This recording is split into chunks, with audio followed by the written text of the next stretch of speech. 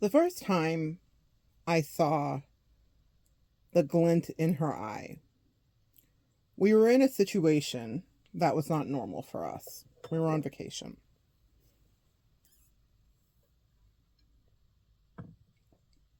I was fresh off of a surgery. I had just got my first cane, my first and only cane, but my first cane in my life. I didn't think I'd have one so early. I thought maybe that'd come years down the road. But alas, God has a sense of humor. I had to reteach myself how to walk. She had been there. She had been supportive. She had been such an integral part of my life in so many ways. I loved her dearly. That's the thing that I'm going to talk about today and that I feel called to teach about today is that when things go left or things go rogue, that doesn't mean that there wasn't goodness at some points. I'm able to understand that and remember that. When people get angry at you and they're bitter because they can't be involved or you're not going to be involved or they're not going to be involved, whatever the case is, they might tell different stories. But I think I got to the truth of our story on that day in the Bahamas, so far away. The walk from the pier to the shore, to the city, to the township that we were visiting on our cruise was a really long one. You know, sometimes cruise ships will get you right up close, or they will tender you to shore on a smaller boat. And sometimes you're at those really long, maybe mile and a half long piers, right? Well, this was fresh off of everything. I really had no business vacationing, but I was so happy to see some moment.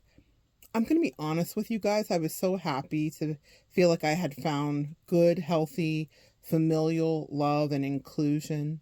I felt loved after a series of just weird situations that now I know are very familiar to the Earth Angels. Being rejected, being scapegoated, being black sheep, you know, all that jazz. The tale is old as time. You guys get it. Being hermited, you guys relate. And so I finally felt like I had bent fate, right? And we talk about bending timelines in this reality and shifting and jumping and leaping and quantum leaping. Well, I thought I had chosen the right situation. I had left situations that didn't work for me. I had moved and made clear decisions and cut cords for me. And this was my reward, this family. That's what I really thought. That's how I felt. That's what I believed. And maybe for a while it was true. But the thing is, in the spiritual realm, there's so much work for us to always do, things to examine too. And when I saw the glint in her eye, I knew that she knew me too. But I understood finally why. I also understood why she would eventually try what she did try. And I also understood that us saying bye was inevitable. Because there would be lies that led us to our ending. These lies were lies of omission. They were not just the standard lie, the white lie, the pathological lie. This was gossip and slander. This was things whispered quietly, talked about with friends and family that did exclude me. These were things that were thought deeply in her soul, her real truth. She became a troll. She started to troll me. My life was fodder. It was interesting. Maybe she felt her life was boring. I don't know. I think we all think our life is boring at times. Certainly have felt my life has been boring at times. But what she once said she was so much in support of, I discovered she was far more conservative than she might even believe, far more affected by the patriarchy and indoctrination than she was even aware of. And being picked and status and symbols and all things that just don't mean anything to me. I care about real connection and authenticity. I don't care about the materialistic way that we show up on an Instagram feed. I really despise it, to be honest with you.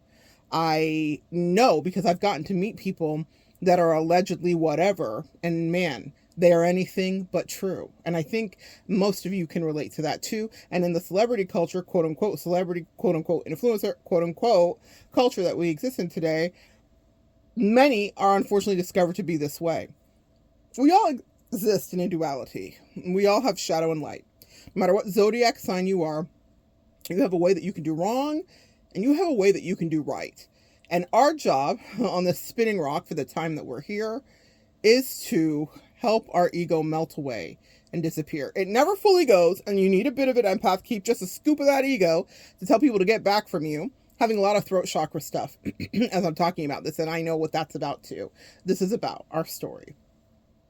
The story that I'm going to share about this person who I discovered was a past life enemy.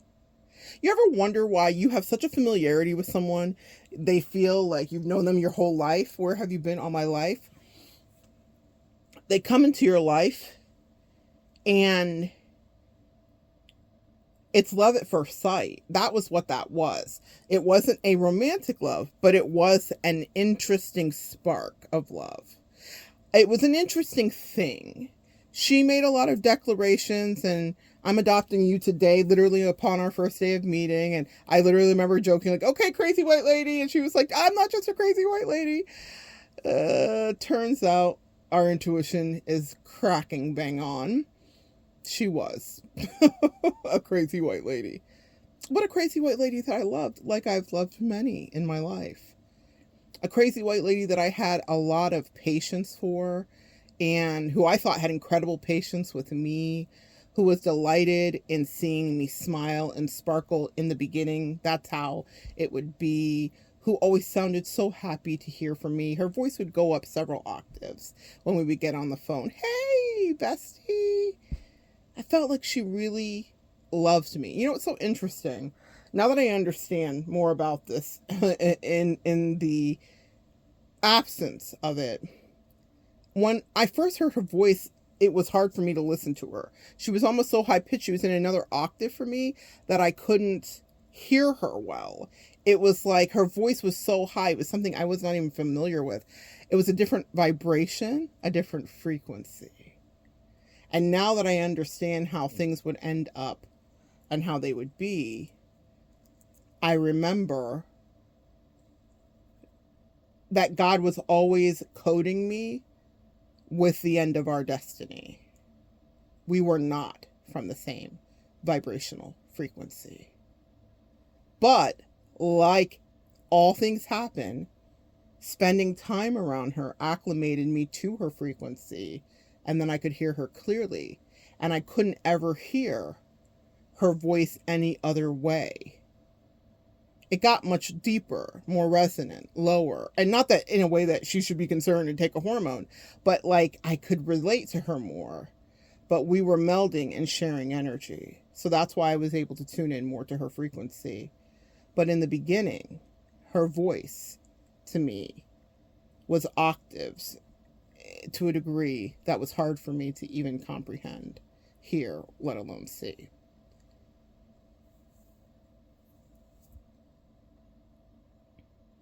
Because I was fresh off that surgery and I was relearning how to walk, she literally had come and scooped me up from rehab in the back of my truck. I had laid down all my seats in my SUV so that I could lay down because I wasn't able to sit up for a year and a half. You guys have heard some of the story. I had to relearn how to walk again after a really freak, weird medical thing that happened to me. And after a lot of emergency surgeries and a month-long stay in the hospital and a month-long stay in rehab, or 3 weeks in the hospital, a month in rehab, I realized, like, maybe this is what friendship should be. I remember her coming with another mutual friend of hers, the friend that actually introduced her to me, and they came to my room where I was in rehab, and they bought barbecue. Because I'd been eating hospital food for months. 2 months I was almost in the hospital for in total. Hospital part and then second part rehab, 2 different facilities. But for about 2 months I was in hospital. This was a few years ago. And I had only had hospital food, which I actually grew to quite like because my mother worked in hospitals all her life. So I grew up, and my grandmother was a head dietitian at the hospital that my mother worked at as well, and whatever. So I grew up, I went to the daycare in the back of the hospital. I grew up in hospitals. I played in the hallways in wheelchairs, going up and down the hallway. I knew the doctors by name. I'd been to their houses and their holiday parties. So hospitals were very comfortable for me, and hospital food was delicious to me because I ate it all the time. My grandmother would always bring it home. My mom would bring it home too. She also worked in dietary at one point before she was promoted and went into the business office and the more clerical end of things. So I was very familiar with hospital rations, and I actually quite enjoy them, to be honest with you, because my grandmother was a fantastic cook, and so was my mother too. And they did a great job in the kitchen when they were there, but my grandmother held down the helm for sure. Shout out to you, Grandma. She must be here with me. I think she absolutely is. However, that hospital food was becoming boring to me. And so she said, I'm going to bring you barbecue. What do you want? I said, barbecue. She said, I'm going to bring you barbecue. And she brought in platters and platters and platters of barbecue. And it was fabulous. I mean, absolutely fabulous.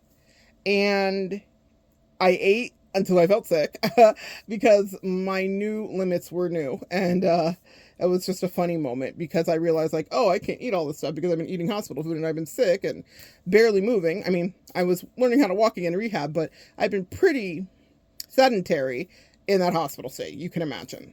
And so my body wasn't able to handle it, but God loved her. In this moment, I'm going to tell you the good and then tell you the other side of it too, because I think that's the fair thing to do. But God loved her in that moment. She couldn't have made me happier. And when it was time to take me out of rehab, it was her who was driving my SUV that she flew down to help me buy years before, ironically. And for that reason, specifically, I remember her saying, oh, I'm so glad, bestie, that this is what you chose. Because when I didn't know that I would be in the back of it, somehow God knew. And so I was with this person who I thought loved me through and through. She had shown up in clutch moments. You know, there's a lot of times, guys, where I tell you stories about people and pretty much they're trash. All I saw of them was trash, ass, energy for the duration of my connection with them. I never saw their lighter, sweeter, softer sides. I may have had glimpses when they were really trying to maybe love bomb me or hitch a ride or whatever they were doing. But I never saw kindness and love and exuberance. And that's why this was the more perplexing of the endings that I endured in the last several years. It really rocked me. It affected me. You know, the way that I disconnected from her perspective, she would have thought it did not affect me because it's a superpower I snatched from my twin, to be quite honest with you. I remember 30 years ago, my God, meeting my twin's father that had adopted her and her mother. And we went over for tea, and I was visiting, and I was her bestie at that time. And her dad was talking about how he was so proud of her because she has this ability to just literally shut off and move on to the next thing. I remember hearing that and thinking like a sociopath? Like, what are you talking about, Mr. Ed? But he was saying, like, when her mom passed away and they had to adopt her, and he was talking about all the changes that she went through, and that happened at a young age. And that was one of our trauma bonding moments, was that we both lost our parents. She lost her mother, I lost my father at the same age in our life. It really affected us, and you can relate when you're a 14-year-old, 15-year-old, 13-year-old girl and you're losing a parent. It shifts you. And we had the opposite ends of the spectrum. The father wound for me, the mother wound for her. You see how healing happens, guys? You see how we are intricately woven together in these beautiful spiritual timelines, even if they end tragically? That was always meant to be. There are things in my life that I wonder, and relationships that I look back on where I'm like, oh, I know exactly why you were sent to me. But in that case, her adopted father was telling me that she had this uncanny ability to detach and move on so easily. And I never, out of all the conversations I had with that man, he would chat me up in his own nice little ways. It wasn't often, and all of the time I spent with a twin, that's the thing that stuck with me. One of the things you need to know about spirituality is that when you go into battle with someone energetically, you have access to their DNA codes and their gifts. So when people want to destiny swap or energy shift or want to take from you, one of my first destiny swap attempts happened not attempt, she was successful. I had a whole destiny swapping thing happen in that twin flame relationship on multiple sides. From the karmic that came in to try to swap what she thought was my destiny to my twin trying to adopt my own personality. That was my first real experience with destiny swapping before I even had the lingo to attach to it. But what happens when you go into spiritual warfare with somebody is that whatever their superpowers are, if you best them, if you scalp them, if you walk away as the victor, you have access to things that maybe were dormant in them that they weren't using, or that they were very much using, but now they no longer have access to because the spoils go to you. To the victor go the spoils. And so their gifts would have been spoiled in them because once they go into battle with you, usually they're defunct, lost, and off on some karmic trail. What are they going to do with the gifts that were given to them? She was very gifted too. There's nobody that I haven't been attracted to that I didn't think had some level of gifting to a degree. Any time that I would spend with somebody to any degree, they would have to be somewhat spiritually interesting to me. They would have to have their own magic, their own juju to whatever degree all of you do. And so my twin did too, and that was her superpower, amongst a few other diabolical things. But the one that I took, that I cleaned off and wiped off before I disconnected, was the ability to detach, because my empath earth angel heart did not have that. I was such a people pleaser, such a overachiever, such a seeker in my own way for validation from the people that I loved and that I looked up to. I wanted to talk about it. I wanted to whatever. And I don't mind. I'm still a talker. Now I understand how I function better, my Gemini rising. I still like to volley, but I make my own decisions. And I don't let anyone influence my decisions for good, bad, or indifferent. I have some doctors, some family members that feel different ways about some of the ways that I move, but I still move the way I do. But back then, I was lost, like many of you have been lost. And so that ability to be so stoic, I didn't understand it. I also didn't understand the cost. I remember her leaving a relationship that I advised her not to get into, by the way, and it wrecked her. But her family wouldn't allow her to grieve because they had pedestalized her for this uncanny ability. But what I got to know is that it wasn't really so. She truly was devastated by disconnections and abandonments and all the rest of it. Her father would just not allow it. It was like, what are you crying for? I'm getting all kinds of throat chakra hits here. This is so true. Even though I haven't talked to her in I don't even know how long. What are you crying for? Why are you grieving this person leaving your life? Move on, get over it. So I wonder, was it really her gift or did they want it to be her gift? I think it was to a certain degree. I think she had to suck it up because he wouldn't let her feel the relief. He loved her, took care of her, and loved her. I will never say differently. But what I will say is that I watched her not know how to allow her to just be who she was. I think things in her life would have ended up differently had she had real support. As it is the same for every single one of us here, Earth Angels in reality. Support and love helps you to flourish. I was watching a thing the other day, totally irrelevant, but about a young man who was adopted, another abandoned adopted kid from Nigeria. And he's like a crocheting savant who has now built schools in Nigeria where he was adopted from and bought 90 desks. And he's literally changing the world from his crocheting. And he's maybe 8 or 9, maybe he's 12 now. I think he wants to be a surgeon. That's what happens when you are loved on. You end up flourishing. Had he been left where he was, maybe he would have found his way too. But being adopted into this family somewhere in Minnesota or Iowa or wherever he's at, he even says it in the little clip, the news clip. I lucked out. He's a kid. He's 9. What does he know about lucking out? He said, I lucked out. I lucked out. He got adopted into a beautiful family who supported his creativity when they saw what he could do. And now it's turned into a multi-million. He literally has a YouTube channel. He has millions of followers. This is what can happen when you're loved properly. That's what I took away from that little clip that day. And I thought about how things would have gone very differently for my twin had her imposing father, who didn't want to see her in pain, but he loved her. I imagine he did. But he wouldn't let her emotions get in the way. And so she learned to self-medicate in ways that would be to her ultimate detriment. But what I took when I left that relationship was her ability to disconnect. Because I did not have that weapon in my arsenal. I was always just getting bullied and battered and not being able to let it go and be ruminating about it forever. Now, I know now, as a worker, as a thinker, as a speaker, as a writer, that this is my craft. I get it. But then I used to judge it, but now I understand. I understand exactly why my recall skills are what they are, because if you tell a story, it's important to have the details solid. So I got that gift of disconnecting. And so when I moved to this next person who was new bestie, I had no plans on disconnecting from her ever in reality. This was a real spiritual challenge for me because I actually didn't want to disconnect from her because her manipulation was so beguiling. It was so sweet. And it was such a con. It was the long con. I'm thinking of Cool Hand Luke.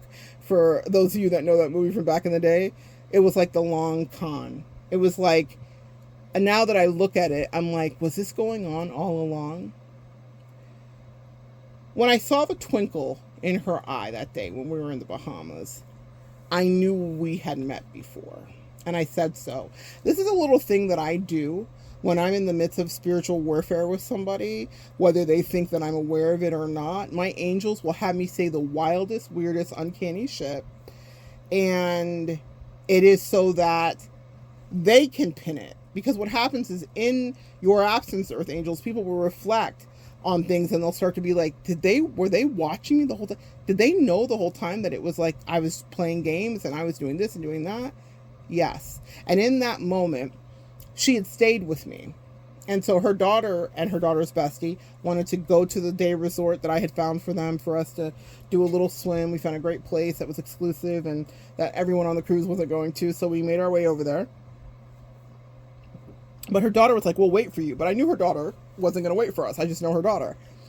But she wanted to believe that her daughter was waiting for us. So finally, whatever the trolley is comes to get us, takes us up to the front of the pier, and she's frantically running around the market looking for her daughter everywhere. My intuition and my angels told me, your daughter's at the resort. We're going to find her in the pool. And I told her that.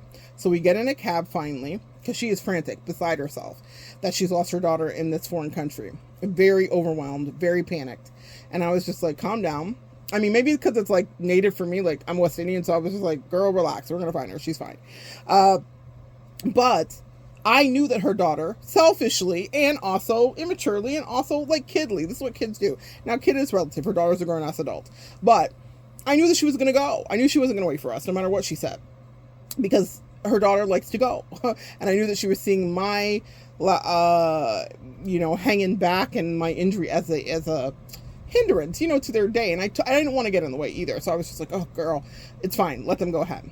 So we get in the cab, and when we get out, guess who we find in the pool? We find her daughter and her bestie. So we get into this lazy river, and it's in that moment when we're slipping around the lazy river, we go into this like grotto, and all of the light is reflecting off of the top of the cave, as it does if you've ever swam in a grotto. And it's otherworldly and eerie, and it reminded me of Minnetonkan. If you guys are familiar with Minnetonkan starseeds, one of the things that comes through for that starseed collective is great clear pools of water, and I really relate to that. Great clear pools of water that you can breathe under. I had so many dreams as a kid being able to breathe underwater, and growing up in the Keys, I just thought that was part of why. But as I've grown and evolved, I understand it's from the sky, really, and wanting to be away and just never feeling like you belong. Any starseed, wherever you're from, can relate. But Minnetonkan is where I really definitely related to, and I remembered her in that moment. It's the faintest, strangest thing, because anyone would say, Monette, this is crazy. But I was like, oh my gosh, I've known you before. I remember we're both like laughing and swimming around, and we're kind of almost bumping into each other. And she looks at me, and her hair's wet, which I never usually see, but her hair's wet and it's slicked back, and her eyes sparkle, and she had hazel eyes, really beautiful, like hazel blue eyes. And her eyes sparkle and glint in a way, but it was menacing. And I was like, whoa. It was like when you see a reptilian's eye like close in the different way that we're not used to, or like a cat's eye. And I was like, what the fuck? And I remember saying to her, like, I think I've known you before. Now, we'd always said that from the moment we met, but I was like, we've been in a place like this. It was this clear pool of water that was underground, essentially, in a way, and it reminded me of light years ago. I don't know where, I don't know when, I don't know what time frame, but I knew I'd known her. In that moment, the game was afoot. I was like, oh, I know you. And this is dangerous too. That day was when I really started to see duality in her that I never had taken a look at previously. That day, from her panicked energy at the market, I'd never seen that side of her, to me wanting to scold her daughter for having her mother be frantic, because she really just could have sent us a text, because they all had their SMSs on and WhatsApps and whatever, but she didn't. And I'm very protective of my friends, so I wanted to be like, girl, you had your mother in a tizzy. And I remember starting to talk to her and be like, girl, you had your mama in a tizzy. And it wasn't going to be too much, but she literally grabbed my arm. Now, I always say, I pay attention to patterns and things that happen. She reached out to grab my arm, and this had happened to me many years ago when I was in the cult, and I was trying to help a girl who was married to one of the cult's member sons, like, have a coming to Jesus moment about what the reality was. And they were fighting, and I was going after Nikki, and I was like, no. And I was going to talk to Nikki, who was a girl married to the cult leader's son, and the cult leader's wife grabbed my arm in the same way, and it was menacing. It's the only time she'd ever really touched me, maybe beyond a hug, but she was pissed, because she was like, you're not going to interfere with this, because it's my son, and whatever, and she just wanted nothing in it. Her arm was like, it was like Hulk grabbing my arm, and this is like a little Caucasian woman, so she wasn't like this bodybuilder. It was like a strength of past lives. Well, those are past life enemies for sure, the cult leader and his wife to me, but it was such an interesting moment of destiny when I'm in that grotto with this past life enemy. And what makes me aware is the glint in her eyes, which also reminded me of the cult leader. I've only seen a glint like that 2 times in my life, one with her and one with him. And I remember asking him after I saw that glint, is this a cult? And him saying to me chillingly, if it was, would I tell you? He had a cataract. His eyes were blue, but it was that same kind of eerie, paranormal glint that I saw in him too. And so all these patterns and things are stacking up. It's 1 second. I look at her, and in 1 second, and then 14 minutes later, we're out of the pool. She's grabbing my hand because she doesn't want me to scold her daughter, because she didn't discipline her daughter. So why the hell would I? And I totally get it, because parents with their kids. But I was not disciplining her. I was just being like, I just watched her mom literally like crash out. You could have just texted, right? But in that moment, I realized that this is someone that I had known for many lifetimes, that I had known her before, that we had encountered each other, and that the way that our relationship would unravel was going to, it was like count the days. When you're dealing with someone, there's always this moment that's inevitably going to come where the relationship dissipates. And for us, it was all wrapped up in NASCAR and death. It was a strange ending. It's fit for a story, really. But if I would have known that there would have been only so many visits to her and her home, would I have done things differently? I don't think that we could have. I think the story was always going to tell itself, but that was the moment in that grotto in the Bahamas at some amazing resort that I found. We recognized each other. And it was, unfortunately, all down from there. I couldn't get that out of my mind in the days that passed, that I had known her before. I was always trying to help her understand the depth of our connection, but she's pretty superficial to that stuff. I didn't really, not in a bad way. People like to think they're spiritual. She could be a whole white witch, all witch, I don't know. But she's devoid of God in a way to me. That's how it felt to me. I was like, dude, what is your spirituality? And the reason I say that is because that's exactly what our destiny was. What is your spirituality? And since you want to posture as though it is in fact real, then God dispatched in an earth angel to test out what was the deal. That's often a position we find ourselves in, Earth Angels, where God will send us in as a karmic tester. Maybe someone's gotten away with something, with bad behavior, with murder, with being insolent, with being disrespectful, with being insincere, with being disingenuous, and they got away with it all their life, and no one really called them on it because of whatever their status was. Well, I am the antidote. I am the drug. I am the tranquilizer for the bullshit. And so from that moment when I saw the glint that I recognized in the cult leader's eyes, and I felt the hand grab that I got from the cult leader's wife, I thought, oh my fucking goodness, I've done it again, haven't I? I have put myself into another covenish, cultish connection with someone who will maul me if I decide that I want to live in authenticity.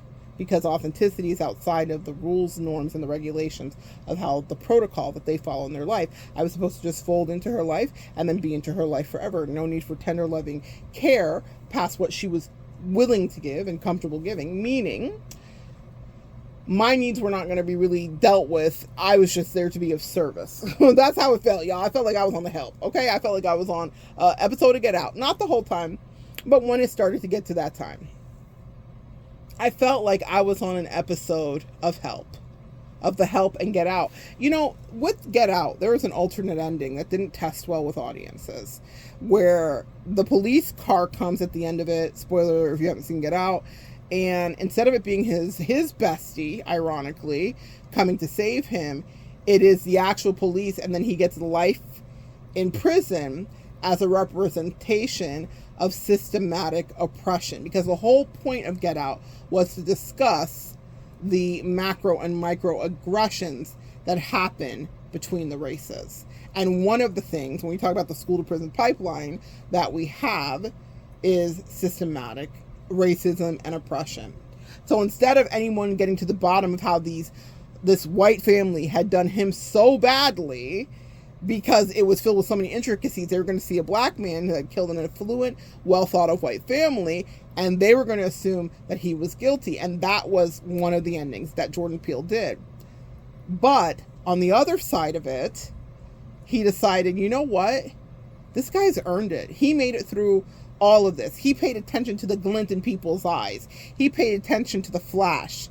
I really believe that these movies exist because this is a spiritual thing that happens to us, and then we get to watch it depicted. It's quite incredible. But I really believe that he paid attention to those little subtle nudges that something was off, and he earned his way out of that labyrinth and maze. He escaped so many pitfalls that should have ended his days. And so Jordan Peele and the audience that he tested it with said, he doesn't deserve to go in prison for the rest of his life. He's just been tortured, emotionally manipulated, literally targeted, actually sought after, and genuinely maligned. He was scouted, essentially. She was very creepily picking out black boyfriends to come back to feed her father's parts farm. Watch the movie. The point is, he escaped it. And so the two endings were this: you have earned your way out of this, or you end up in jail for the rest of your life. Well, the audience said, no, we don't like this. We don't like the first ending, so you're going to have to rewrite. And he did. And we got the ending that we deserved. Because for black men, if you grow up that way, if you grow up as a black person, usually the worst possible outcome is what happens. You are just out getting Skittles and a Sprite, and now you're dealing with the neighborhood vigilante who swears to God he's right, and he's right because he's white.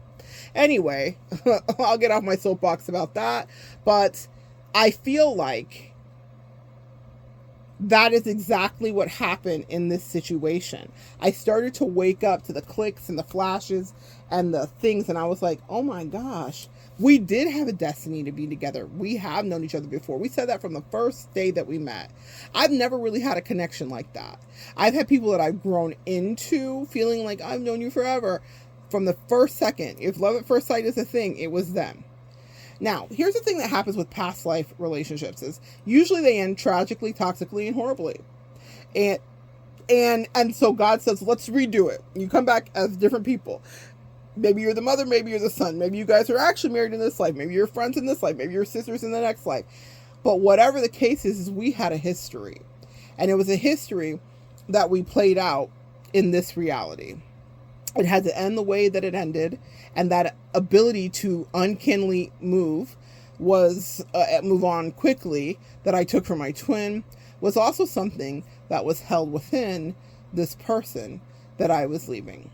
She was cold and I think rather calculating and removed from her emotions at times. She was lovely with me. It was like I'm hearing lovely jubbly, okay?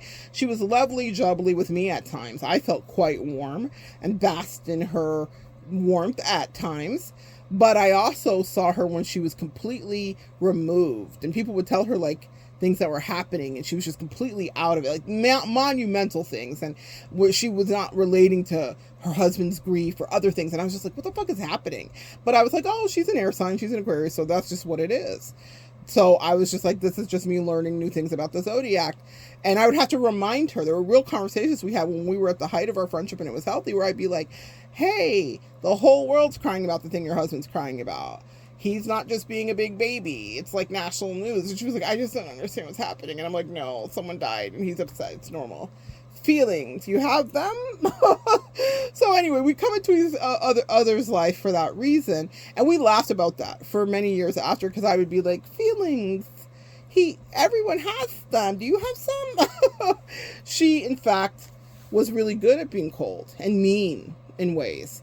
And when I got those claws into me, her claws into me, I knew it was going to happen because I saw the glints when we were in the grotto in the Bahamas that reminded me of whenever we were in Minnetonka. And I was like, we've shared a destiny.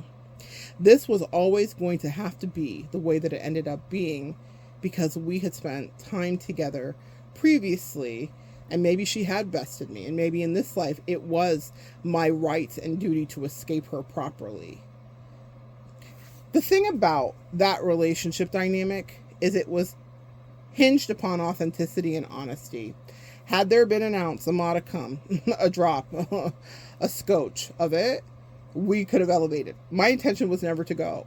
My intention was for her to work through the things that were uncomfortable for her, to hold her through it. Archangel, anytime we are in someone's life, that's literally our job, is to make their spiritual elevation more manageable. It doesn't mean we make it easier. It doesn't mean we do it for them. That's a lesson I had to learn the hard way. Do not do someone else's homework. I did that with my twin. And then the second the test comes, they fail because they didn't really do the homework.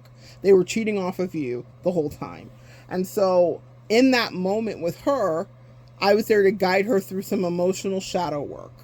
And it was so funny because she was picking up on it, but she kept missing it. Like there were moments where I remember I was doing a reading on my channel and I was like, pick a number and I'm going to just pick a something out of my crystal book and I'm going to do a reading specifically for you. And maybe only 15 or 16 people wanted to do it. She was one of the people.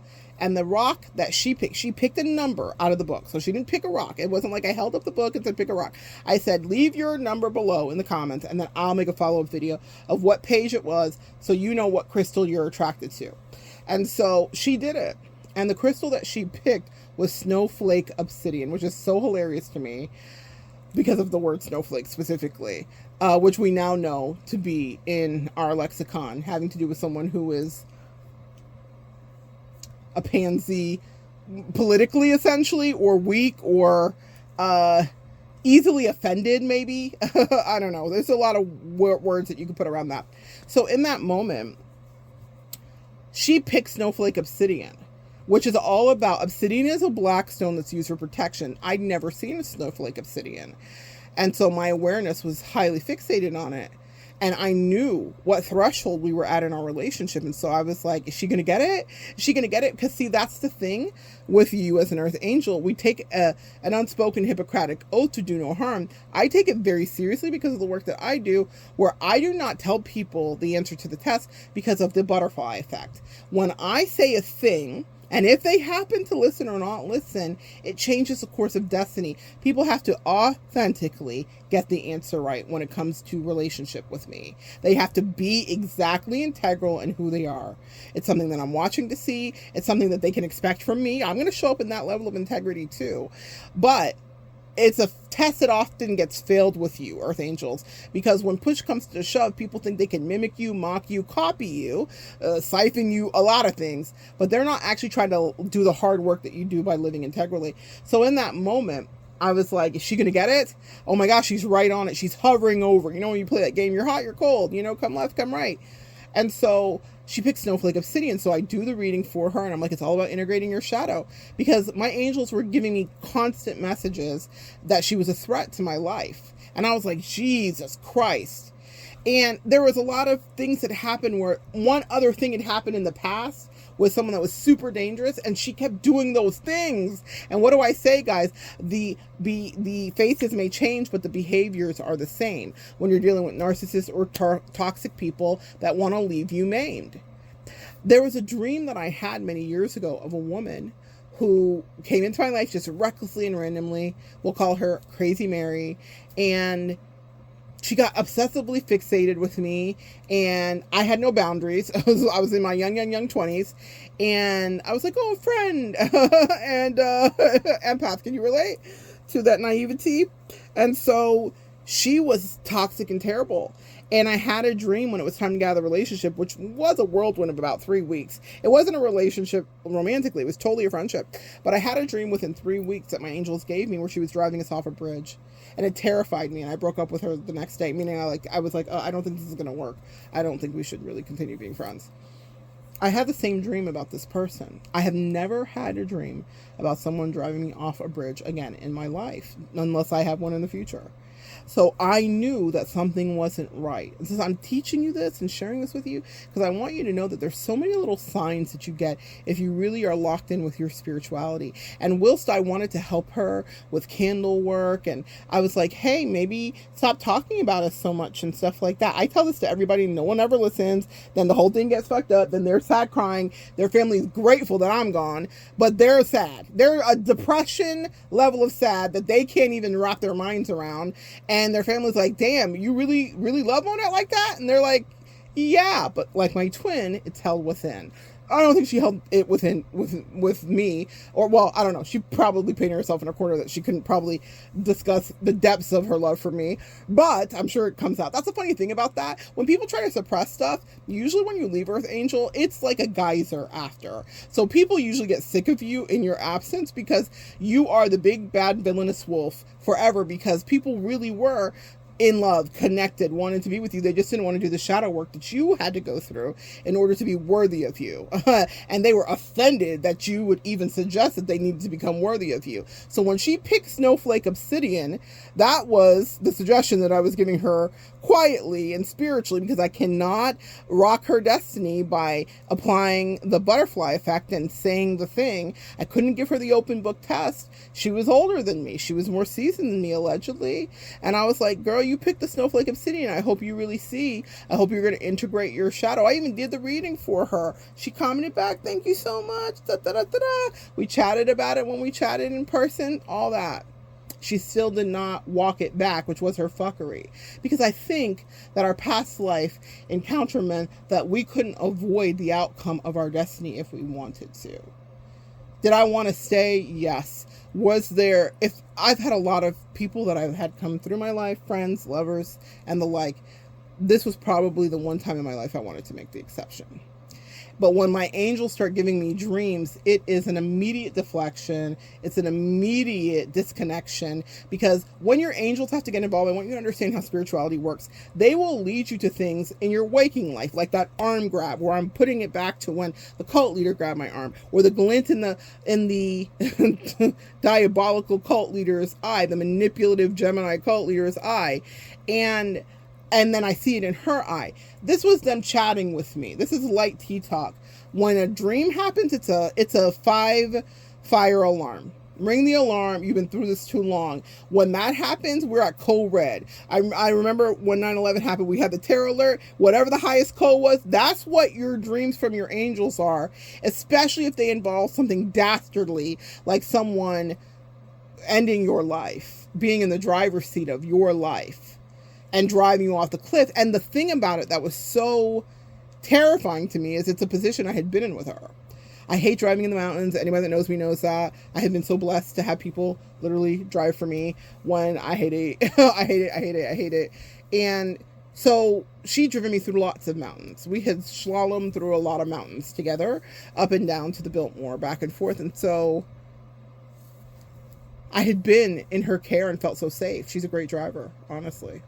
And I felt so safe with her. I probably felt more safe with her than I ever have with anybody. The quiet, hilarious irony that she was the least safe for me to be. The least safe place for me to be. But she sure snowed me. Snowflake Obsidian, you see. She snowed me. But that's how it was meant to be. It was also meant for me to wake up just like the guy in Get Out did. To have little glimpses of recognition that something here is absolutely wrong. And that I do not belong. And not that I don't belong because I'm so much magical and so much better. It's because they wanted me to shrink myself, to be different, and get into alignment with their indoctrination and their patriarchy. And I was not going to do it. I wasn't doing it. And they were very offended. They wanted to break me, but they couldn't. Right color, wrong year, you see. They wanted to literally be like, you sit down and you be a good girl and you do exactly what we say. That was very much her energy. But in the quietest, most velvet glove and an iron fist way. So I was navigating this because I loved her dearly, deeply, and truly. And I was connected, I was attached, I was emotionally dependent, all of those words. And this was my person. And I had never had such a regal, lovely person. I've had other regal, lovely people. But I had a person in that moment that I felt like was a really good match to me. I remember she was a square, straight edge, straight up and down. And I remember I was after one of those surgeries, and there was issues with my insurance, and so I couldn't get any painkillers or any of the stuff that I needed. And so I was like, I think I'm just going to have to go get some edibles from one of the shops because I had a marijuana card. And she has never done a drug in her life, doesn't drink. She's just such a square. I love that for her.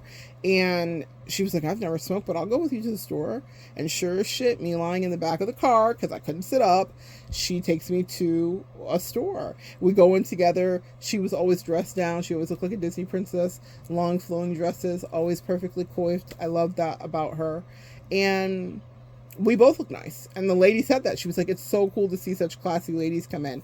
You know when you have someone that you feel is like a good partner in your life, like you guys are just a good match? She was a good friend. It was a good relationship dynamic for a good time. It was. Until we got on the demon time. Every relationship will be tested. And maybe I was just sent in to be final boss for her because she was not going to bully me and then still expect me to stay there and be her friend. It was ridiculous. It was asinine. It was unacceptable, and it was subpar.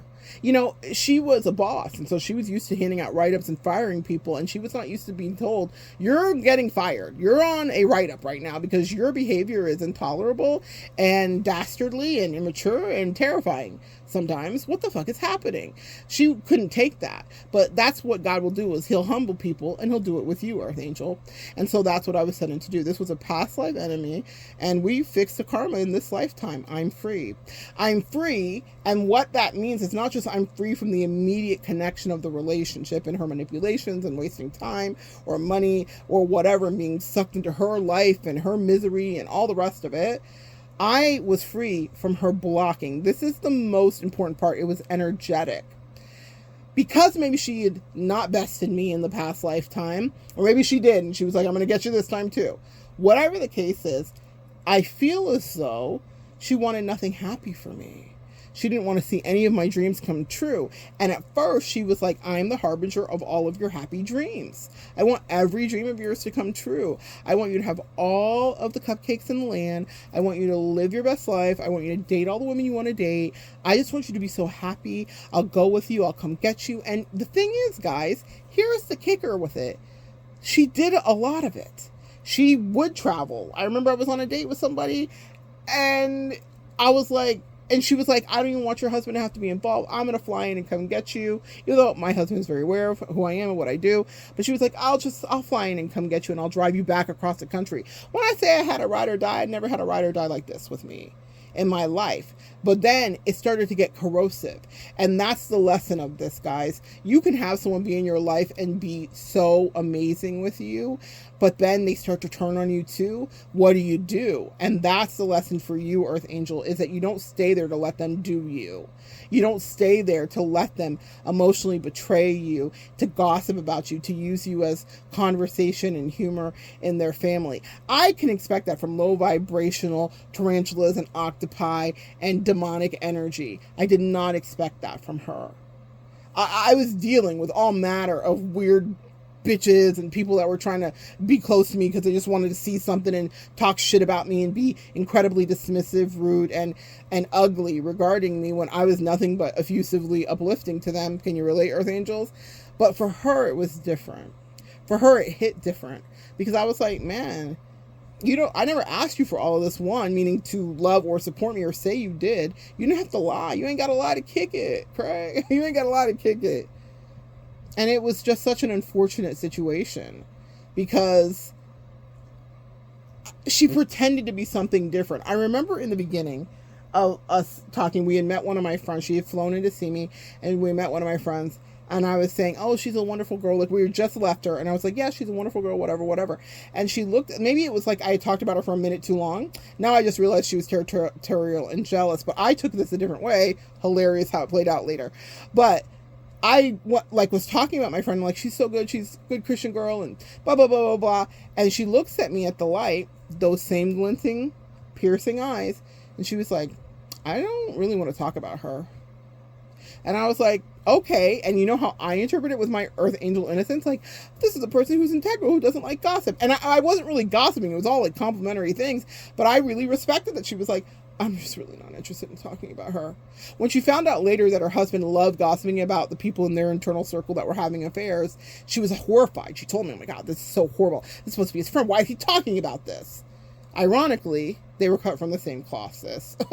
And so that whole posturing about, I don't want to talk about this person, was probably because she was just wanting me to fixate on her, now that I think about it, and it had nothing to do with her integrity. But I was so optimistic. My Pollyanna ass, I was like, oh, that's so beautiful. Even though I wasn't really gossiping, she still was like checking me and making sure that I wasn't doing too much, and I like that. I like when people will, pull you in and be like, hey girl, rein it in, but I wasn't even doing too much. So it was kind of a funny thing. It turned out she was the gossiper. It turned out her whole family in my business would come tell me all the time. And it was something they would laugh at. And she'd be like, oh no, they just figured it out. And I'd be like, really? You're hurt, mad, and sad, and you're pillow talking because you don't give a fuck about me, really. And I'm hurting your feelings as far as you feel and see, but you're not coming to talk to me. And we're back to this life and back to this reality. And that's how I took back my destiny. I realized that we've done this probably for millennia. We've done this for years. We've done this in different decades and different stratospheres. And in this time, I decided I would cut myself free because she was a blessing blocker for me. It became, I'm your friend and I'm your bestie and I love you, to I'm wishing nothing well for you. When she would first insidiously come and tell me about things that people were saying about me, that, like, it's a wives' tale. It's a saying we all talk about, like, if someone's coming to tell you that someone's talking about you, what are they saying? She would tell me about a mutual friend of ours who would watch my channel and was very upset about it and very jealous about it, et cetera, et cetera. And I was like, that's your friend, homie. Like, I never knew that person. That's your friend. Why are you telling me that? She would tell me about her mother-in-law who was racist and hated fat people and black people specifically. She'd always have a story about that. And I would be like, why are you always putting me in these weird-ass awkward situations where it was Get Out, y'all. It was totally Get Out in real life. Later, when I talked to another family member of hers after we broke up, he was like, I was always so surprised by your friendship because their whole family's so incredibly racist. And if you would have known her husband's father, you would, before he passed away, that you couldn't even have gotten the door with you being you, all of you. He was like, I was so shocked that you were friends with them because they were deeply racist. Hilarious, isn't it? That she would invite me in for her comfort, not ever considering me and not at all protecting me because I was put in weird ass situations with her family and the wife of that woman whose husband passed away. She has now passed away. God rest her soul. But I was in these awkward ass situations, and this person did not give a fuck about my feelings or emotions because it was her family. Now, I've joked about this often that I have been dispatching as a racist ambassador for people. Like, God's put me on this planet he put me around everybody that was racist ever, okay? I've had the most diabolical situations. But this one was I was like, and another one? And another one? I once had a hairdresser, a Haitian hairdresser. And she was like, Monette, you so love white people, white people, white people, white people, but they don't love you. And I was like, no, heal the world, make it a better place. But she never lied. She never told me a single lie to my face. No lies were told. The people that I had loved the most, that I had loved down bad, would flip on me for nothing because of the color of my skin, whether they were aware of what vitriol and bile was held within them or not. We are not always consciously aware of our bias, are we? And when I heard her other family member, a cousin of such, say, I was shocked you were even friends because the racist energy in that family was wild. That was a hilarious thing. Yeah, when that's what I mean. It was a past life enemy. When it ended, it was me that was going to have to leave because she would allow me to stay there because she wanted to torture me. Because now I was a disrespectful bed wench. I was never a bed wench for her, but I was disrespectful. It's like, I made you, girl, I hope this doesn't trigger anybody. I'm just going to say what it is that I'm feeling about it. I allowed you to be the house slave. I allowed you to eat nice, live nice, be with me, do whatever. So I want pure abject obedience. One of the ways that I described it in another video, I don't know if I left it up or not, was like Sophia in The Color Purple with the mayor's wife, who decided she wanted to have her in her life and comes clean her house, and she broke her soul to do it. And that was what I was faced with. I was like, oh,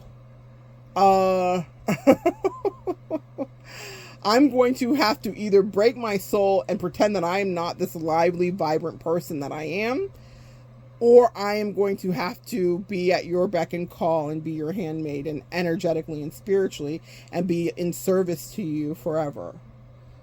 And then there was the other undertone, if we're really talking about that dynamic, if we're talking about slavery, what was the number one thing that was happening? Was the siphoning of people's sexual energy. So there was a lot going there. That was not anything that happened in our situation. But I have a feeling that it might have been a fantasy. I have a feeling that a lot of the underlying animus that she had for me came from that. And that was really difficult for her to deal with because it wasn't what she was expecting. And it was a one-off. Earth Angels, we are very attractive to a lot of people. So I never get too much in a tizzy when someone that isn't supposed to be attracted to me gets attracted to me, because I understand that it's my spirituality. It's clearly not me. I am not the standard aesthetic of anything. So it's not me physically, it's my energy. What I always say, y'all, we're great fucks, but we're better lovers, okay, as empaths and Earth Angels. So a lot of people are attracted to me that shouldn't be, that are confused about it. Men, women, everybody, okay? People that are in relationships, not in relationships. I have to be the responsible party to navigate it, unless they are a single person or whatever the case may be. But because she could not really deal with this repression, talk about get out, she was going to have to punish me, because how dare she see me treat someone lovely the way that she might have thought that I treated her. She did say to me once when I started dating someone new, you've treated me different since she's been with you. She said it through teeth spitting, and it reminded me of another soulmate that I had when I started dating someone else, and he was very upset about that. And it was the same thing, except he called the person that I was seeing a black bitch. He was Caucasian. Do you guys get the sitch? You see the racist ambassador shit that I've dealt with? I was dating a black girl, which was fully sanctioned. We had a very clear and open relationship. He had made it as such. And I was like not playing games with him. I was truly living my life. But he did not like the person that I ended up dating. He didn't agree with him. And he was incredibly jealous. Same energy. And ironically, they were both Aquariuses. Same energy that I got as... Yeah. You know, I had someone say to me in the last few months, if she would have asked you, if she would have given you advice about not dating that person that was really toxic for you, would you have listened to her? And I was like, no, I don't think I could have, because I couldn't trust her. She had already gone rogue. So it wasn't like she was giving me good advice like you would give me as a friend that is completely, has no skin in the game other than like, I care about you, I want you to be well. She was giving me advice with a lot of agendas. She was giving me advice from hell. She was giving me advice that had to do with me not doing well. I think sometimes she was giving me advice to fucking sabotage me. There was literal moments in my life that I can think of where she was sabotaging me and then talking about me to everybody. And now all of the love is gone, thank God. But I understood that that was how it was going to go all along. By the end of it, the love had drained out of me. You know how like they say the blood drained from your face? Like it was such a weird situation because I had never loved somebody more in a more healthy, sustainable way, I thought. I've had passionate, fiery love. I'd had sexual, passionate love. I had platonic love. I had a lot of it. But this was love where it was like, we got through some hard things. We got through some tough things. We have had homeostasis. We had a great relationship for about, I would say, 80% of the time. And then the demon time happened where she was like, you are going to be mine. I don't want you to be with anybody else. I want to know everything. And I was just like, I'll stay with you forever, but you just can't control me like that. I will be your friend forever, but you can't hold me back. And it went from her holding me back in this way to another way completely. And that was about the past life enemy. It went from her wanting no well wishes to happen for me. It went from her wishing death to me. It went from her wanting nothing good to happen for me. And I had to get away from her because whatever I've manifested in my life could never have happened if I was by her side, because I was telling the enemy my secrets. I was telling my past life enemy my deepest wishes, desires, and hopes. And in the beginning, she was like, yes, yes, everything you want, whatever you can do. But then when she saw that I was like literally powering through and I meant that shit, she was like, It was like Matumbo, girl. My bestie was spiritual Matumbo to my destiny. She was like, no, no, no. You're not going to cross that path. You're not going to get that last laugh. You're not going to have that success story. That's not going to be your tax bracket, sweetie. She was diabolically focused on fucking shit up for me. But what it did, and this is the magic of spiritual warfare, is it opened me up to the way that she slid on everyone else. Anyone that had ever taken offense with her energy, even in our friendship, when she would tell things to me, I reflected back on all of those and I realized that I had gotten right into the creepy, crawly part of her energy. I understood what made her tick. I understood when she felt offended or ostracized or left out that she would use her power. She would wield her power whatever way she would want to. If you really want to understand about this in a way that I think is the most accurate, there's a fantastic book called Brown Scars, White Tears, or White Tears, Brown Scars. You probably find it on Amazon. It talks about working with white women in the workplace and various other places and how they weaponize their energy. And because she was my friend, it was not something that I wanted to see. I didn't want to believe it about her. I didn't want to believe that that was what it was. But I also reserve room to see what the truth is going to really be. But that was my past life enemy. And so I got to see how she wielded her power, probably because she felt slighted and insecurities. Maybe it wasn't all about race. Maybe truly it wasn't. But I realized that how she treated me is how she treated other people. And that's what she would do. She wouldn't treat everyone that way. There were certain people that she would or wouldn't treat that way. And I said that to her at the end and she was incensed. How dare you say that to me? Because I questioned it. And I said, sweetie, you wouldn't talk to your Caucasian friends the way you just talked to me. You would not be telling your Caucasian friends and throwing in their face the infidelities or affairs or the whatever. Not that she was doing that to me. There was none of that to throw in my face. But what she could throw in my face, she was trying to throw in my face. And I said, isn't it funny that you have the good common sense not to talk crazy to your Caucasian besties, but to me, you're wild at the mouth and you are incandescent that I'm holding you accountable about it. She was livid. Girl, we were in 1800 for real. I always told her that she was from the 1800s. I swear to God, I knew her in a past lifetime. I always said that. I was like, babe, you from the 1800s?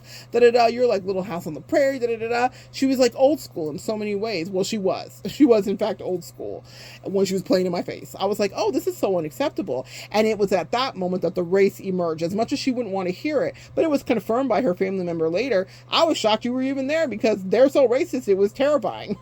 We wouldn't even have made it it in the door if he was alive. He would have shot you. Hilarious, ironically. So that he was talking about the father, her father-in-law that passed away, who she didn't know. But the point is that she had me in this world where she's always telling me about her mother-in-law's racism and hatred and whatever else. And she wanted me to sit and stay. Sit, good boy, sit. Good girl. I wasn't a dog. I'm more of a cat. Black cat, specifically. We are not necessarily obedient, you see. We do not have golden retriever energy. Not really. She could not control me. And that was what was supposed to happen, was for her to loosen the hold on me. Because she was affecting opportunities. She was affecting my finances. And she was affecting my life in so many ways because of the games that she did play. Because of the pulling she was doing spiritually. She was not using her powers for good. And so they've been stripped accordingly. And that's that on that. Sometimes a glint in someone's eye is all you need to see to understand the why of the separate forks in the road in your destiny. I paid attention to the signs, and when I had the dream that she drove us off the cliff from the cozy spot in the back of the car where I once did sit, after I said to her right before, you're not going to drive us off the cliff. You're driving kind of wonky. In the dream, I said that to her. You're driving kind of wonky. Like, watch yourself. Like, be careful. You're kind of getting to the edge there. And she was like, oh my gosh. High pitch. Remember that high pitch I told you in the beginning? Same high pitch octave that I couldn't almost hear. It was like the demonic energy had come back in the dream. The way that she sounded to me where I couldn't even hear her in the beginning is exactly how she sounded in the dream. And she was like, I can't even go that high because they've taken my thyroid out. Ironically, she also had her thyroid removed. You see how God will align you? But she was not with me for my thyroid removal journey because she was never meant to be. I probably would have died if she was beside me. She probably would have willed me to death. It felt very spiritual Munchausen's by proxy. Like, I was like, whoa, get me away from this. This is insanity, literally. So, she's in this high-pitched voice, hands on the wheel, I'll never forget it. She's like, I would never drive us off the hill. You can trust me. It's okay. Don't worry. Like, super high pitch. And 20 seconds later, we careen off the cliff. Free fall. We don't even hit anything. I'm like, what the fuck? I say her name in the dream. And she was like, who told you to trust me anyway? And in that moment in my dream, she turned into this huge anaconda. A great big snake.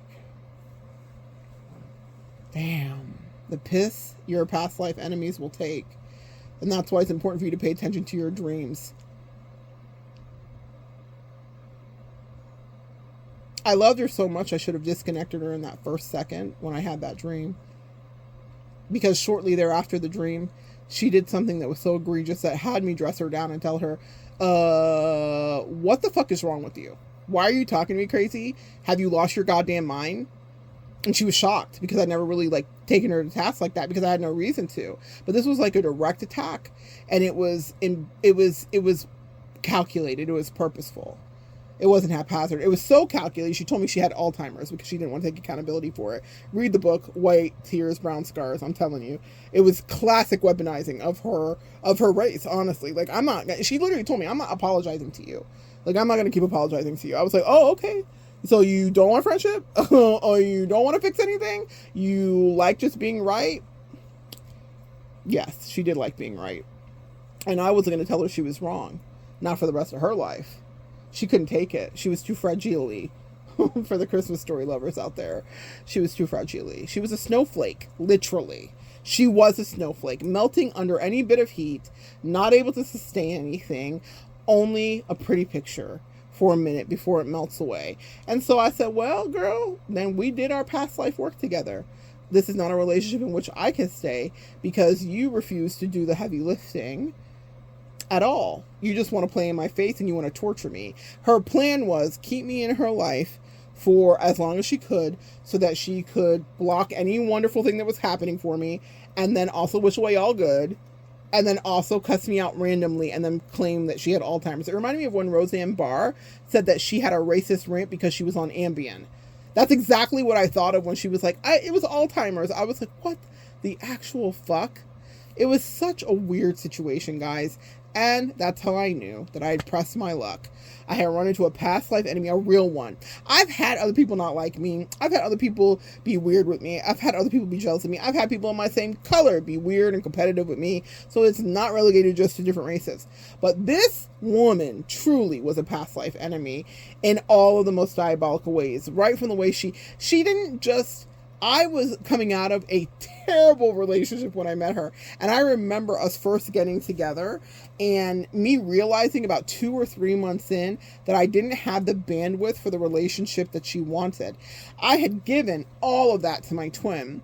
I was an incredibly hands-on friend, but we also still had healthy... My twin was a Sag, so we're not really up each other's ass, if you will. Like, she had her own autonomy. I had my own autonomy. We loved each other. We connected. We thought of each other. We texted. But we weren't, like, codependent, per se. We had moments of codependency. But I was just used to a different dynamic in friendship, you know, honestly. Maybe it was a terrible dynamic. Maybe what she was trying to show me was different. But I was used to more, like, loose friendships. Like, good quality, but not necessarily up under each other's ass. You know, it's a lot. And so she wanted the kind of friendship where she was up under someone's ass. Like, that was very comfortable for her. Like, full enmeshment. That's her personality with everybody that she loves. So that felt normal to see it. I was like, okay, I get it. But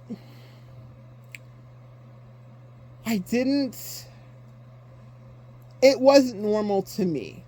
And so I literally called her one day, or she called me, and I was like, listen, I need to tell you, I can't do this. And she literally stopped me before I got to can't do this, and she said, Monette, you're not breaking up with me.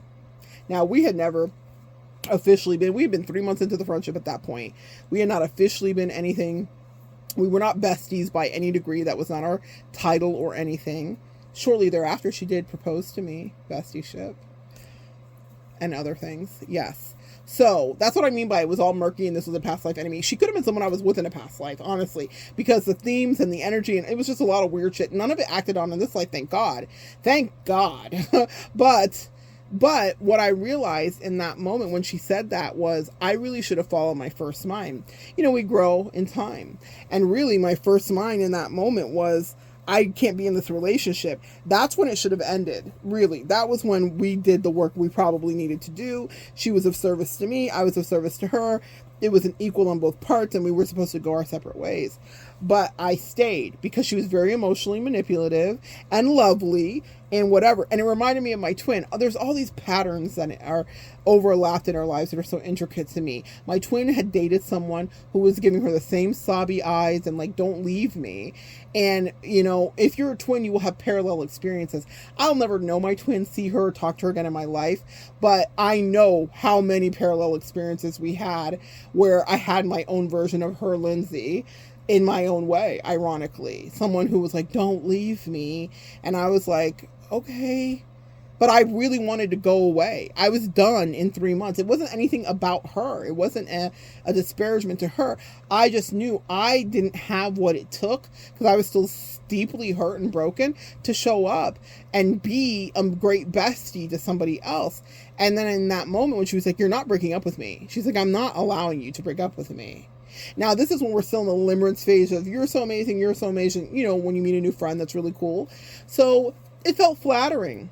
You know what's so funny? This is how I also know it's a past life enemy, is a lot of the things that happened in the beginning that felt delicious to me were things that I was hungry for my twin. You guys get it? Maybe this will help somebody. I was like, why am I still talking? This is what the point of this message is today. I was treated by this person that came in all of the most amazing and best ways that I had. And I had good times with my twin too, but her availability and maturity was different clearly than this other person.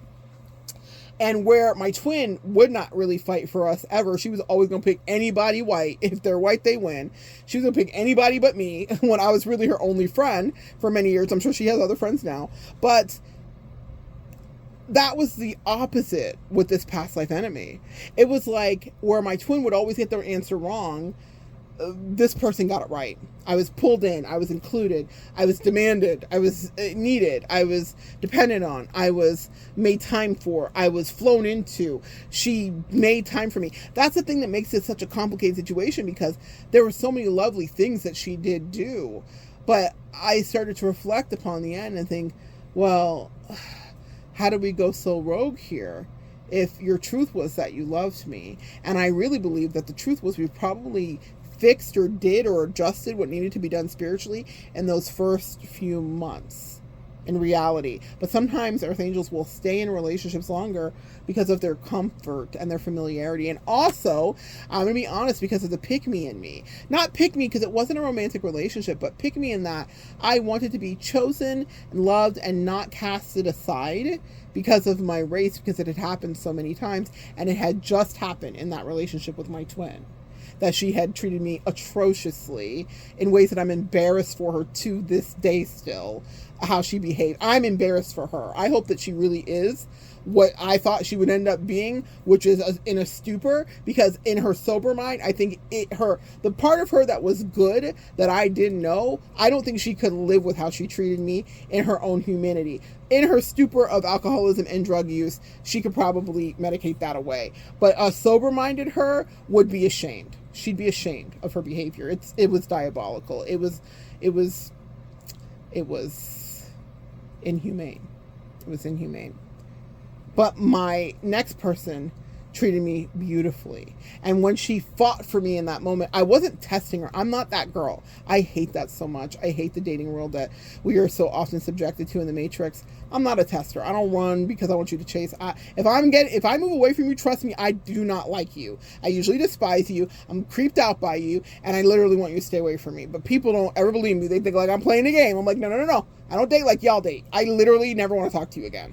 But in that moment, I wasn't like, fight for me, but she did. And you know what it itched? It scratched the itch that my twin, in that my twin had chosen me in many ways, but in the last moment that mattered, the pivotal one, she was like, toodaloo. It was like, she was like, good. She was so dismissive. She was so happy to be that way, but then still was very diabolically manipulative and emotionally like, why don't you stay with me? And why won't you be with me? And da-da-da-da. You're abandoning me. I was like, bitch, are you kidding me? But this next person offered me everything that I didn't have in that previous reality. And it felt so good. I'm not going to lie to you. You know, I saw Keita Rose. I love her talk offs. She was saying that, she's like, have you ever been love bombed? In the beginning, it feels so good. It's the best thing. It's the worst thing that it feels so good. But it does. It does. And that's why it's so dangerous, because you have to pay attention. But when she was like, no, don't leave. Where are you going? You're not leaving me. Like, it was probably the most aggressive thing that has ever happened in a platonic or romantic relationship, because it was very direct. It was very like, you're not breaking up with me. It wasn't even like a question of like, let's talk about this or take some time or how do you feel? She was just like, yeah, you're not breaking up with me. So, and the word breakup was interesting and also telling, and also a tell to the later nonsense that she probably emotionally got herself into, because Earth Angels, we are sexual healers too. So I think that she really felt a connection to me that would be breakup worthy, though I wasn't thinking of her in that way at all at that moment. I was just like, I don't really want to be involved in this because I'm going to have to show up, and I don't do anything where I half-ass. So if I don't think I have it to give and my glass is half full, I'm not going to try to water you. That's something I'd at least grown into out of my terrible habits in spiritual hygiene previously. So I was like, I don't have it to give you. And she was like, you don't have to give me anything. I remember that conversation. She was like, you don't have to give me anything. Just be here. You need someone here with you right now because you're going through something, and that's what I'm here to do. She wouldn't let me leave her. She wouldn't literally let me leave her. So when I was on the other end of realizing I now have to leave her, I was beside myself, because one, I loved her. Two, she had fulfilled a lot of beautiful dreams. We had had some wonderful moments together. But then I realized, like, shit, was this all insidious? I hope the whole thing wasn't. But then she started to behave badly. So I was like, both things can be true. We had beautiful times, and now she's gone rogue too. Both things are true. And I was like, so I'm going to let her play in my face, talk to me crazy, and then not want me to serve back to her the dish that she's serving me, and then just be subdued. Because even people in her family were like, that's just how she is. We just don't like... You can't not tell her things. You can't, like, people were instructing me on how to coddle her, like how people will say, that's just how the narcissist is. And I was like, ma'am, I will not be taking advice from you that you would not even take from yourself. In the beginning, the same person that's advising me was like, we don't tell her anything. I don't take anybody home to her until I'm sure because she's wild. You know what it is that they haven't put their finger on that I saw, and now I'm out of their life and they'll never know, and they're not here watching, thank God, is that she is a very spiritually, emotionally manipulative. And she is a spiritual Munchausen. And her, even people in her family had instinctively, even though they may not have understood the way that I did, got to hide things until they were ready for it to be solidified because they didn't want her to break it or fuck it up. They didn't even know what they were articulating to me, but I was living it. I was like, damn, she's been fucking up a lot of my stuff because she wants me right here up underneath her. But not in any way that feels juicy or magical. It's just like, you owe me servitude. And I'm like, well, how about I showed up and I gave just as good as you did the whole time? Meaning, even when I said I didn't have it, I showed up more than any friend you've ever had in your life. And I dare say, if my intuition is serving me right, might be the best friendship you've ever had in your life or will ever have. Period. Angels, you better know who you are. Period. So in that moment, I was like, the bar's not going to be lower for me. I did my job, sweetie. You can't guilt me into giving you more because I was above and beyond. In fact, there was an imbalance in our giving by the time I was gone. And that's how come I had to be gone, because you began taking and taking and taking and taking and taking and taking and taking from me. Energetically, spiritually, intercepting romantically, all kinds of wildness that you were doing. That's why when that person asked me, could you not take her advice? No, I could not take her advice because she was a threat to my life, literally. Now, that was my story with a past life enemy. I got away from it, but out of all the people I've dealt with in my life, besides a cult leader, she's it. I don't even know. Oh, no, past life enemy, Lindsay. That girl, the karmic that came in, definitely, it was someone that had known me before. Well, I think we had a connection that I don't even think my twin understood in the weirdest way. She felt very connected to me, and that caused all the melee and the mayhem. People are weird, guys, and if they remember you, but they're not grounded in their spirituality, they will cause havoc. They will feel fixated on trying to unmoor you, to undermine you, and to ruin you. And the angel said that they're watching what people do with you, but they want you to pay attention to what you do with you and watch people too.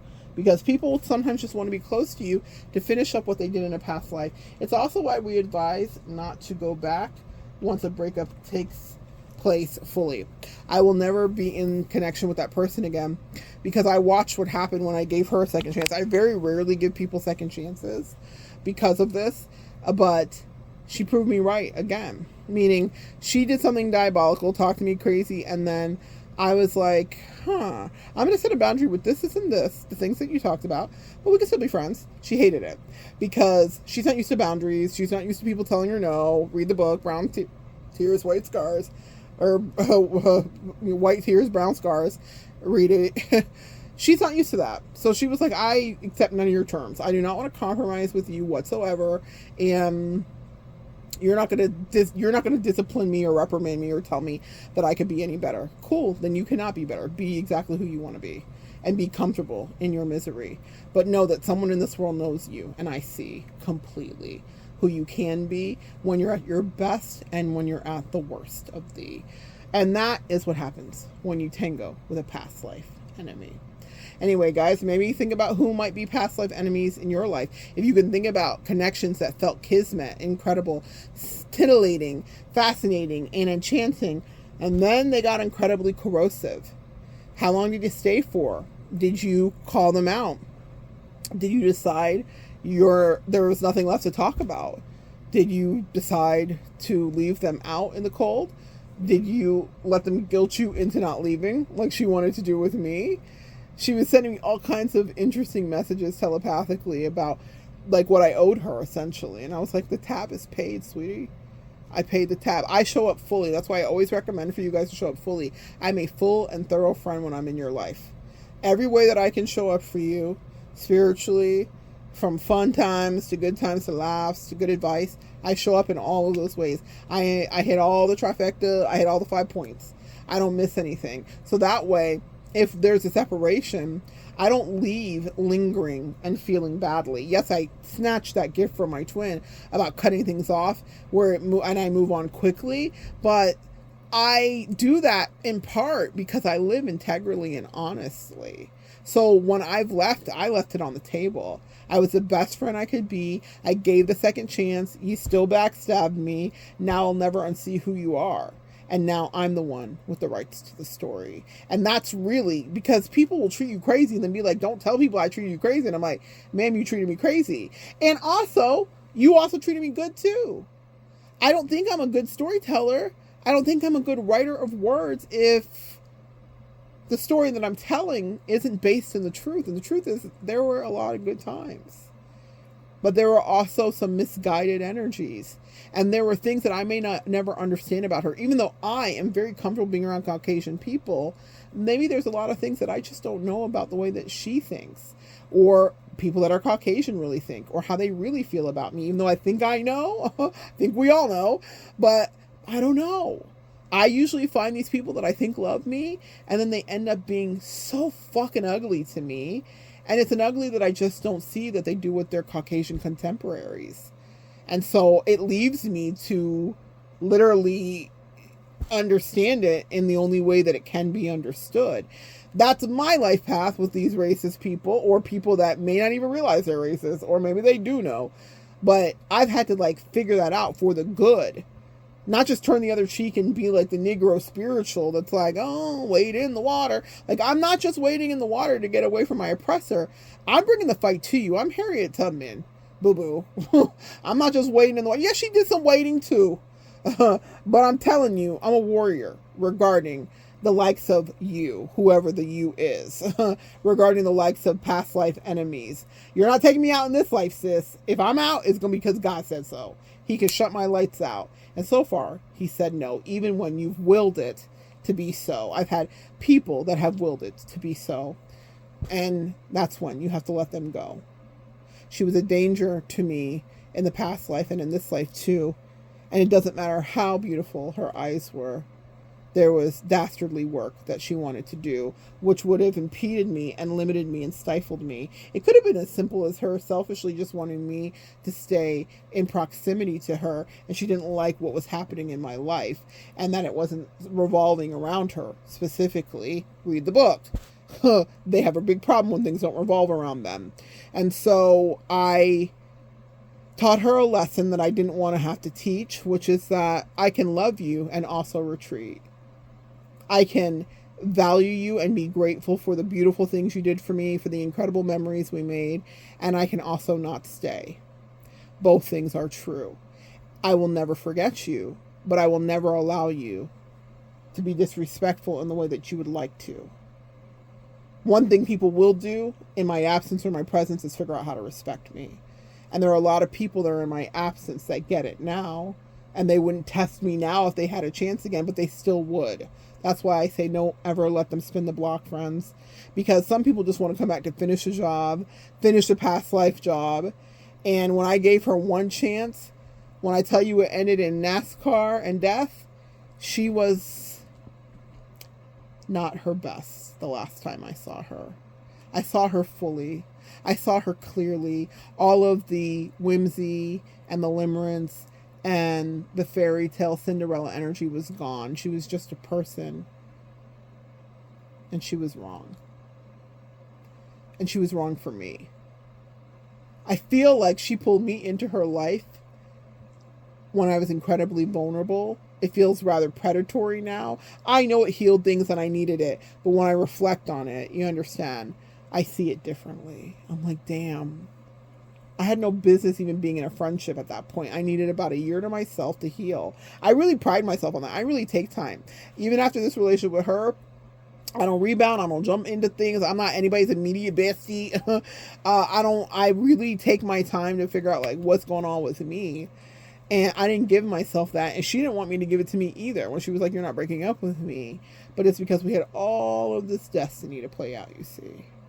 And also, in this lifetime, she had to come to grips with the fact that when you cross a past life enemy, you don't always win. You don't always take the spoils. You may not be the victor in this one. And the greatest victory I have was escaping, because I was able to live a life that actually fit me and I could be happy and I am not mired in someone else's misery. I'm going to be so honest with you guys. A lot of my content for 2026 is going to be about being by yourself. It's a season that I'm in. Like, I have friends and I have people and I have loved ones and I'm very grateful, but I really insulate and protect my energy deeply. And I have never been more happy. I've just never been more happy. Me, who loves people so much, has finally found, I haven't lost my ability to love. And that's a testament, because the narcs will really try to whip that out of you, won't they? But I haven't lost my ability to love. I just now know who's going to come in and fuck it up, or who wants to fuck it up, who can't relate to love, who hates themselves. I've run into some really interesting characters in the last couple of years. People that were so mean that it wasn't even about me. Well, now that I reflect on it, I'm like, wow, you really hate yourself, because you couldn't have hated me that much. You really, really don't respect yourself at all. It was a wild ride. But I realized that it's so that you learn who is to stay by your side. And people will come in and test you. And just like she did, that was a boundary breach, and I should have paid attention to it. In hindsight, if it ever happens again, because pattern recognition is a thing, and someone says you cannot, I will not see it as some flattering, swoony moment in a book where two friends are deciding, you're my person, you know, and we're giving each other the look. It will not be romanticized ever again. And I think I romanticized it in that initial moment, because I was like, oh, she's fighting for our friendship. Really, she was like, you're going to serve your sentence. That part. Anyway, I was able to extract some goodies and morsels out of it. I learned a lot about myself. I learned new spiritual discernment. I've never dealt with a spiritual Munchausen. I might make a separate video about that, because I really think that's fascinating. That just downloaded into me today. Spiritual Munchausen and blessing blockers. It's a real thing that gets in the way. And she was completely in my way, and I just wanted her to win and be happy and support her. I did not want her to have any misery. I wanted her to have everything she wanted. And I was like, why are you being mean to me? I was like, so like sweetly inside of myself, like, what's happening? What's going on? You're my person. But she was, alas, not my person. Or she was pissed that I had other people. I don't know what was happening. Something triggered the shit out of her, and she went left. And I could never see her the same. It's so crazy how people's behavior can really change how you look at them.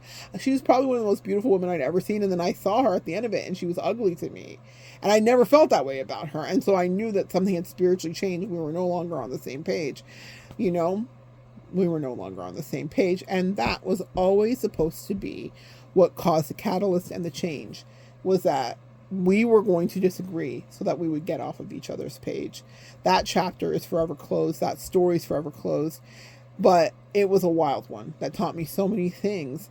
So I want you to reflect this week about maybe past life enemies as you're going into a new year, and what lessons they did bring. So that way you don't repeat them. Or if you're running into someone with a new agenda for you that's in a different body, that's jump bodies essentially, that they cannot do you.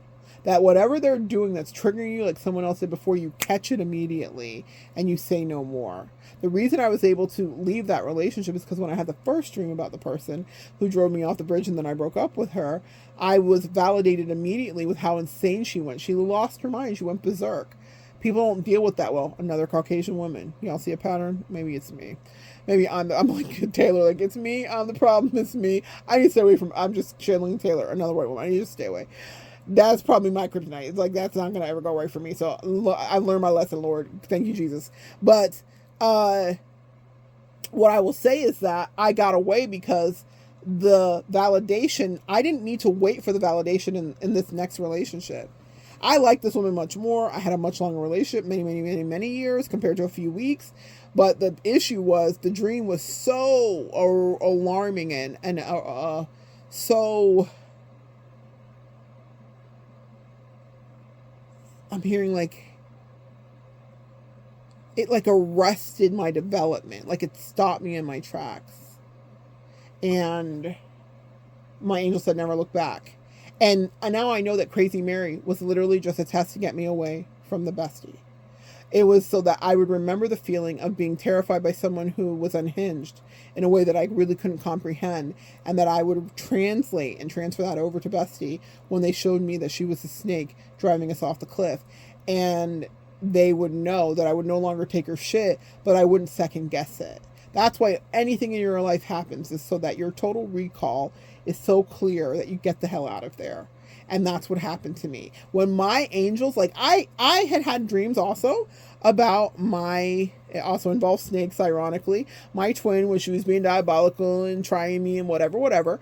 But it wasn't us driving off a cliff. It was just them showing me, her and the girl in a very intimate moment, not even like sleeping together or anything, but just like looking at each other like they were about to kiss and whispering, but they kept saying my name, Monette, Monette, Monette. My angels were saying, these bitches are in cahoots. This is not your friend. She's in cahoots with this bitch.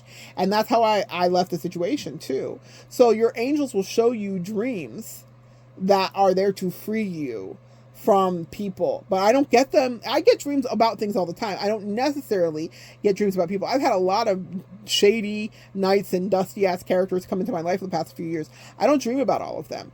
When I dream about someone that's as close to me as my bestie was, that's a problem. Because now the angels are like, this person is way more dangerous than you even know, and we've got to ring the alarm to wake you up so that you let go.